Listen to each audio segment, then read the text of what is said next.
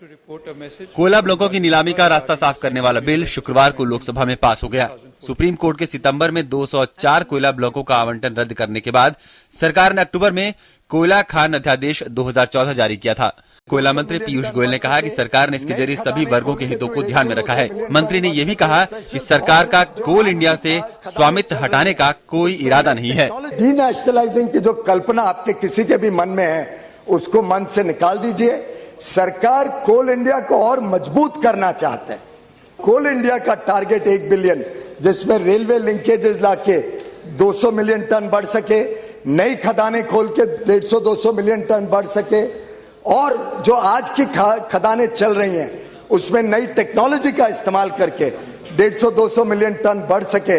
ऐसा कोल इंडिया अकेले 1 billion ton बना सकते हैं। लोकसभा में कांग्रेस के ज्योतिरादित्य सिंधिया ने विधेयक पर चर्चा की शुरुआत करते हुए कहा कि विधेयक में खदानों में काम करने वाले मजदूरों के हितों जैसे कई बिंदुओं को छुआ नहीं गया है। उनका कहना था कि विधेयक को संसद में पारित कराने से पहले स्थायी समिति को सौंपा जाना चाहिए।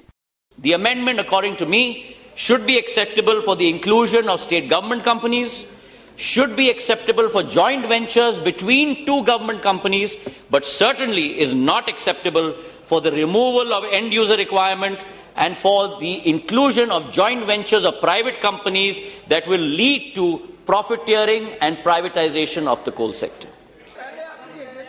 दरअसल सुप्रीम कोर्ट ने 1993 के बाद आवंटित सभी कोयला ब्लॉकों को गैर कानूनी ठहराते हुए रद्द कर दिया था और सरकार को इनकी नए सिरे से नीलामी करने के आदेश दिए थे। सुप्रीम कोर्ट के आदेश के पालन के लिए सरकार कोयला अध्यादेश लेकर आई, जिसमें सभी निरस्त कोयला ब्लॉकों की नए सिरे से नीलामी की घोषणा की गई। इससे निजी क्षेत्र की कंपनियों के लिए कोयला खनन तथा उसे खुले बाजार में बिक्री का रास्ता भी खुल जाएगा। अभी तक ये अधिकार सिर्फ सार्वजनिक क्षेत्र की कंपनी कोल इंडिया के पास है। हालांकि कुछ मजदूर संगठन निजी कंपनियों को खुले बाजार में बिक्री का अधिकार देने का विरोध कर रहे हैं।